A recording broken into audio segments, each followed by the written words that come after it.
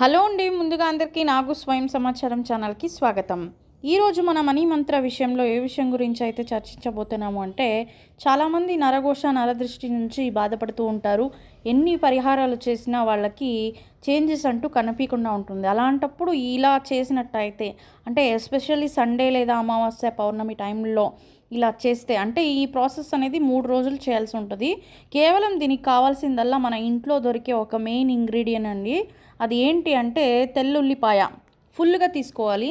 ఒక ఉల్లిపాయని మొత్తం తీసుకొని మీరు ప్రేయర్ చేసుకోవాలన్నమాట. మాకున్న నెగిటివ్ ఎనర్జీ అంతా పోవాలి, నాకున్న దిష్టి దోషాలన్నీ తొలగాలి అని ప్రేయర్ చేసుకొని భగవంతుని మంచిగా మీ సమస్యలు ఏమున్నాయో అవన్నీ చెప్పుకొని ఆ రాత్రంతా మీ దిండు కింద పెట్టుకొని మరుసటి రోజు అది ఎవరు తొక్కని జాగాలో అంటూ పారేసేయాలన్నమాట.